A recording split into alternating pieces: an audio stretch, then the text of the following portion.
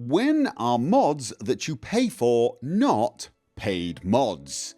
This is a question that has drawn quite a bit of ire from the community in general. A lot of people read this "Is Creation Club paid mods?" and an answer of no, and thought, come on Bethesda, please, how stupid do you think we are? And indeed, I pretty much expressed the same sentiment in my last video, but for different reasons to a lot of other people apparently. One of the arguments I've seen made quite a lot is, come on Bethesda, just because we don't pay for the mods with money and we use credits does not mean they're not paid mods. We have to buy the credits, so we're still buying the mods.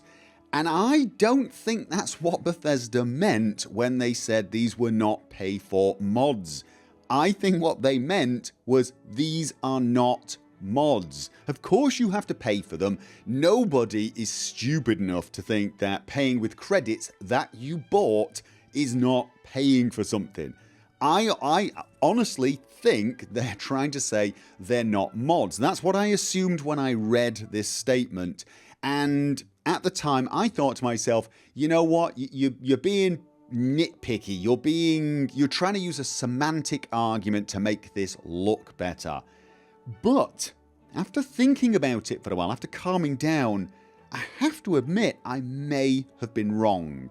I may have misjudged them, and they may have a point. Before I carry on, I do want to point out that this is just my interpretation of what I'm reading on their FAQ on the Creation Club site. Basically, I've got no more information and I could be wrong. I'm interpreting this and I am giving Bethesda the benefit of the doubt, and I know a lot of people don't want to do that, and a lot of people are going to say that I'm being overly naive and optimistic in doing that, but I'm going to take them pretty much at their word at the moment, and my assumptions are based upon that, so bear that in mind, okay? The key here is, what the hell is a mod? What is a mod and what is a DLC, for example? What are the differences between them, and are those differences just semantic? Is it something we should just ignore? The thing is, mods are just modifications. That's where the word comes from. They're just modifications to the game. And DLC is just content that can be downloaded. And seeing as mods are usually considered content, mods are themselves DLC. But we don't use those words quite that way, do we? If you think about it, we call Far Harbor a DLC, but we call Falskar a mod. What's the difference? They're both content, they're both downloadable, and indeed if you look at them from a technical point of view, they're structured pretty much identically. They have a plugin, they have a compressed archive of resources, and the game engine treats them both identically. It loads them up the same way. There really is no difference except for one. With DLC, it is something that has been created or commissioned by the developers. It is supported by them. With mods, it's not. It's created by the community and it has no support from the developer itself. And whilst my first reaction was one of skepticism and I was just thinking they were making a semantic argument to make it sound better, on reflection, this is actually an important distinction. These items are not going to be mods because apparently Bethesda are going to support them. They're not just allowing mod makers, let's call them mod makers, to come along and upload what they've created to their sites, sell it, and then just take a profit. If you look at this, you need to apply to become a creator. Again, they don't say mod maker, a creator. If you are accepted, you will go through a process with development cycles, and you are paid just like their developers. Okay, this tends to suggest you're going to go along with a concept, you're going to pitch that concept to Bethesda, They are going to agree to it, and then they are going to agree to a price. They will pay you for your work, and you will start receiving payments as soon as the proposal is accepted. So nothing is sold. You're not getting a cut of the mod once it's sold. You are very much like the developers in Bethesda, hired by them to make something for them. You are a contractor. You are a third-party developer that's working for them. And at the end, the thing you create, the creation, shall we call it, belongs to Bethesda. At least that's what I'm picking up from this. They own it. They test it. They support it. They guarantee that it will work with their base game, and it will work on all 3 platforms, and it will work with all of the DLC. That is very, very different to a mod. So when you ask, is Creation Club paid mods, and they say no, they're telling the absolute truth, not just technically, but in a very realistic and important way. The things you will buy from the Creation Club, if I'm reading it correctly, will be guaranteed and supported by them. It will also be owned by them. It won't belong to whoever created it any more than Fallout 4 belongs to any of the individual developers who worked on it. It will actually be the property of Bethesda, and they will sell it. They have paid you. They are taking on some element of risk in that, which I actually think is a good thing, and then they are selling the product after the fact. Now, I'm going to repeat this because it really is important.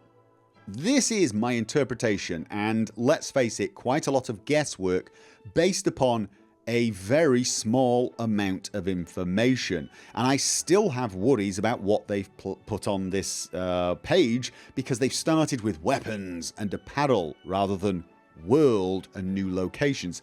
I honestly think they made a fairly big tactical mistake in the way they've unrolled this, and that is not a big surprise to me, because I think they are prone to making these mistakes, because I'm honestly not totally convinced they are reading the mood of the gaming audience in general, or the modding community. This is true of a lot of developers at the moment, or at least publishing houses. They don't seem to have their finger on the pulse of the community. I would have done the entire rollout very, very differently. I've said it on some of the comments in my video, but I'm going to say it here.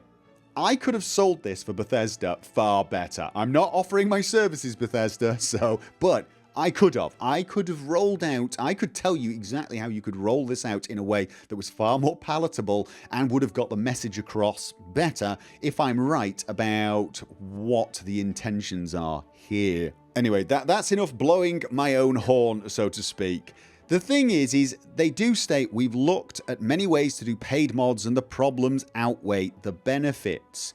And if I'm reading what they're writing correctly, and the system is, as I understand it, they are avoiding many of those problems because they are going to own this content. This is not going to belong to the creator. It doesn't matter whether that person was a mod maker who became a creator, or whether they were a third-party development team of 100 people who applied. Because remember this isn't just for mod makers. This is for anyone who thinks they can create content for either Skyrim or Fallout 4 or any future games for Bethesda. They can do it. If a team of 50 people wants to come along and make a game-sized world to visit from Skyrim, or even replace Skyrim like Enderall, they may be able to do it through this system. It doesn't have to be mod makers. It could be professional programming teams doing this as well. So having said all that, does that mean I believe this is going to be a great system? And my answer to you would be, even if you forget the fact that I have said this is quite a lot of guesswork based upon very little information, and it's just my interpretation of what they've written, I'd still have to answer, I have no idea. This system looks like it has the potential to be good, but we're going to have to see what they do with it, if I'm even right about that being their intention. We're going to have to see what sort of content gets created, how well curated and supported it is, how much it costs. Because of course this is the thing, for some people it's not whether or not it's a mod or DLC or whether it's supported or unsupported, it's the fact that it's going to cost money. And yeah, it is going to cost money. The content that's created under this system will cost you money, and there's no way around that. Bethesda are not going to pay independent teams X amount of dollars and then just give you this content for free. You know that, I know that. I mean, it'd be nice if they did, but they're not going to, okay? It's going to cost you money. But could it be good quality content? Yes, it could. We are going to have to wait and see. I'm going to end this video by pointing out that this is not a defense of the system or of Bethesda itself. I am not necessarily saying it's going to be a great thing. I am just saying I think it's actually unfair to say Bethesda were being untruthful, lying, when they said it's not paid for mods. I don't think it is paid for mods. You are paying for it. You are going to lose money in this if you want any of the content. It's going to cost you. It's going to hurt. But it's not mods. They're absolutely right, not just technically, but in a very real and important way. These are not mods. They will be different. They will be treated different. And you are going to have different expectations from them when you've paid your cold, hard cash. I think that's what they were trying to say. I apologise if I'm wrong, if it turns out this is not what they meant to say, but I think that's where they were going. Anyway, thank you for listening to me ramble on more on this subject, and I'm sure it will not be the last we hear about it anyway.